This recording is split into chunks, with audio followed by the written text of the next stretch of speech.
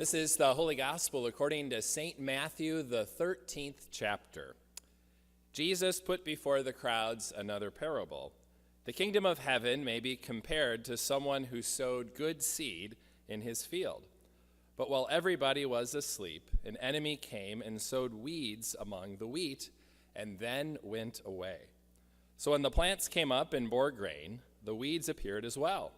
And the slaves of the householder came and said to him, "Master, did you not sow good seed in your field? Where then did these weeds come from?" He answered, "An enemy has done this." The slave said to him, "Then do you want us to go and gather them?" But he replied, "No, for in gathering the weeds, you would uproot the wheat along with them. Let both of them grow together until the harvest. And at harvest time I will tell the reapers, collect the weeds first, and bind them in bundles to be burned, but gather the wheat into my barn." Then he left the crowds and went into the house, and his disciples approached him, saying, "Explain to us the parable of the weeds in the field." He answered, "The one who sows the good seed is the Son of Man. The field is the world, and the good seed are the children of the kingdom. The weeds are the children of the evil one, and the enemy who sowed them is the devil. The harvest is the end of the age, and the reapers are angels. Just as the weeds are collected and burned up with fire, so will it be at the end of the age. The Son of Man will send his angels, and they will collect out of his kingdom all causes of sin and all evildoers. And they will throw them into the furnace of fire, where there will be weeping and gnashing of teeth. Then the righteous will shine like the sun in the kingdom of their Father. Let anyone with ears listen." This is the gospel of the Lord, and you may be seated. So I've been having a lot of fun over the last week or so. As you can see, I look incredibly refreshed, right? And incredibly bright-eyed and bushy-tailed. Last weekend, I had the weekend off and was able to spend some time on the North Shore. Every year, we gather with my immediate family, so my sister and her husband and their kids, and Mary and Paul and my parents as well, at Cove Point in Beaver Bay. And we had an absolute blast. I got there Friday night, had a fun wedding here, the Phelps wedding. That was Friday night, and then left after that and took the trip across northern Minnesota to the North Shore. I think one of the most beautiful places on earth. And we did a lot of hiking and biking and a lot of eating of good food. I also made cinnamon rolls for the family as well, so that's always a good thing. So we had a lot of fun. This next week is the extended Folkerds family reunion this weekend. And then this week is the Suomala reunion. So I've got lots of family reunions. And you know what? I really like them. I really like my family. So that's always a plus when you really like your family. So I'll be heading back to the reunion later today. I was there yesterday getting ready for it, fixing things and doing all sorts of different things. And in preparation for that, too, I was writing my sermon as well in preparation for this day over this week. And on Friday, as I was driving to the lake, I had two epiphanies about this text that we have. One is sort of a contextual epiphany, describing kind of the context of what's going on in our text for today. And the other epiphany is directly related to the text. But first, we're going to talk about the contextual epiphany, where that light bulb went off. You know, I love it when those light bulbs go off in your brain, right? Anyway, so this is my first epiphany. So this text that we have for today is in Matthew chapter 13. And the beginning of Matthew chapter 13 has Jesus getting into a boat because there's a big crowd that's gathering, and he gets into a boat, and then he preaches from the boat. And for years and years, I've always wondered why he did that, why he got into a boat to preach to this large crowd that was gathering at that time. never really made sense to me. And I have the answer, which I'll share with you in just a few moments, but want to describe a few other things about what's happening at the beginning of Matthew chapter 13.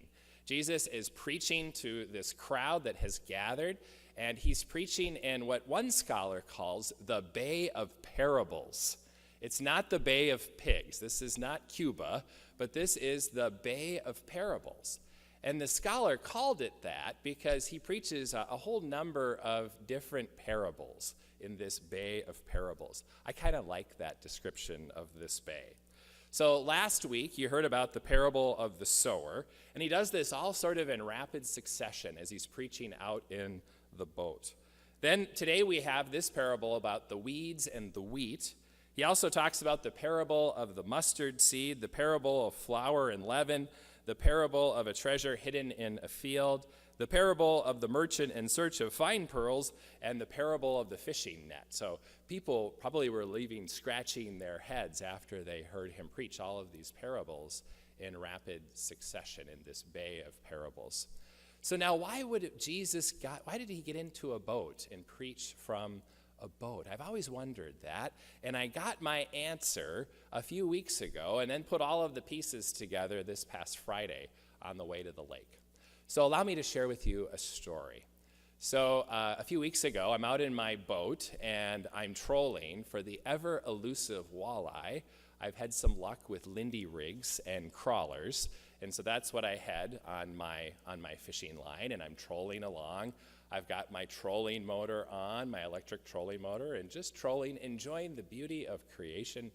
And all of a sudden, I hear voices in my head. At least it seems like I'm hearing voices in my head. And I'm looking all around, and there's nobody really around. So I look again, and then way off in the distance, maybe 200 or 300 yards away, I see this beautiful boat. And I immediately start to covet this beautiful boat. It's a beautiful fishing boat, and the outboard motor is as big as my house. It was huge. And then I realize that the sound is coming from that boat. And I start to learn and start to realize what they're talking about. They're talking about me. I hear this. Hey, look at that junky little boat over there, referring to my boat. And the one guy said, yeah, that looks like that's about one of those 40-year-old Lunds, one of those boats from the mid-'70s. And look at that little motor on there. I bet that thing can't even go 2 miles an hour.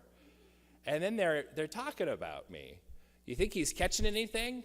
Nah, you don't catch anything in a boat like that. That's a piece of junk. And they're going back and forth. And then one of the guys says, hey, I think that's Phil. I think that's Phil in that boat. And the other guy said, no, Phil wouldn't drive a piece of junk like that. And besides that, Phil doesn't wear a hat. This guy's got a hat on. And so then they carry on about me back and forth. Again, they're like 200 or 300 yards away. And I don't think they realize that I'm hearing every word that they're saying. Well, it turns out that sound carries really, really well over water, right? Have you ever had that experience where you can hear people? It's like they're right next door, but they're really far away. Sound carries over water really, really well. And then this last Friday, I'm putting all the pieces together, and that's why Jesus got into the boat, right? He got into the boat because Jesus obviously knows physics. He got into the boat and preached from the boat because it was sort of a natural public address system. He wanted the people to hear. Our gospel ends, let anyone with ears listen. He wanted the people to hear. So he got into his boat, and this Bay of Parables was kind of a natural amphitheater. So the water helped to amplify his voice as he shared these parables. And today we have the parable of the weeds and the wheat. So that's my first epiphany, a contextual epiphany. My second epiphany is probably not the most glorious epiphany in the world, but it got me to think about something in a new way. And the second epiphany, according to this text, is that there is good in the world and there is evil in the world. There is good in the world and there is evil in the world. It's been that way since time began, and it's still that way in this day and age. And that ultimately is a major part of what this parable is about. It's about good and evil living in the world side by side. So Jesus tells this parable about this guy that goes out and plants some good seed in this field, and then this other person comes, this enemy, this evil person comes and sows weeds among the wheat. And the type of weed that was sown was a weed called darnel. And darnel looked very similar to wheat, especially when both darnel and wheat would start to grow. They would look almost the same. So initially, you wouldn't have been able to tell the difference between the wheat and these weeds, the darnel. So these two weeds and the weeds and the wheat grow together, and they start to get entwined with one another. And then the slaves of this householder come, and they're paying attention to all of the weeds, right? That's where their focus is, on the weeds. And they want to do something about these weeds. They want to take care of them. So they ask the householder if they can get rid of them. And the householder says, no. When you take the weeds, it's going to pull up the good wheat as well. We got to wait till the end. It kind of goes against what we know about agriculture, right? We want to take care of those weeds and pull them right away. But not in this case, not for the sake of this parable. He says, no, don't do that. Let's wait till harvest when we can pull both of them. It's a rather interesting parable. The weeds can be thought of as the evil in the world, and the wheat can be thought of as the good in the world. And so this parable doesn't explain to us why there's evil in the world, and that there's been evil for so long and what the purpose of evil is, but it does explain to us that there is good and there is evil in the world living side by side. And sometimes in our attempts to rid the world of evil by our own accord, we can also take out the good as well. We've seen that happen from time to time throughout history. So then where is the good news in the midst of this, that there is good and there is evil in the world? Well, the good news is that just as the good is embedded with the evil, God's presence and God's love is embedded in the world, in the midst of the good and in the midst of the evil. And God's love and God's presence helps us to journey through the evil in the world. So that's one piece of good news. And the other piece of good news is what happens at the very end of this parable, where there will one day be a time when God will take out all of the evil in the world and restore justice once and for all. That is where we put our hope as Christians, that God will make the world right, where there will be no more mourning or crying or death. There will be just new life. So we have hope in that. We have hope in the fact that God is with us in the midst of the evil, and we have hope in that God will set everything right at the end of the world. That's where we find the good news in this text. So then how should we live? How then should we live in the midst of this good and evil in the world? Well, I've got another story to share with you that can perhaps shed some light on how we should live in this world of good and evil. So as I mentioned at the beginning of my sermon, we were on the North Shore and did some hiking and biking. And we biked along the Gitche-Gami Trail. And Gitche-Gami is, I think it's an Ojibwe word that means the lake, Lake Superior. And so we were on the Gitche-Gami Trail, and we biked to the lighthouse, Split Rock Lighthouse. And then we decided to bike a little bit further. And I really regretted our decision to bike a little bit further. It was horrible. The hills were up and down like this. And Paul is on a tag-along, so it's sort of a bike that attaches to my bike. And so he pedals on the back, and he doesn't always pedal. It always seemed like when we go up a hill, he would stop pedaling. And I would get so mad that he wasn't pedaling. Paul, you got to pedal. Okay, Dad. And then he'd pedal his little legs, and we'd go up the hill. And we're really regretting this at this point. We ended up biking like 15 miles round trip. And so we finally get to a bay where we were going to have lunch, and we eat our lunch, and it's even worse biking back right after we finished our lunch.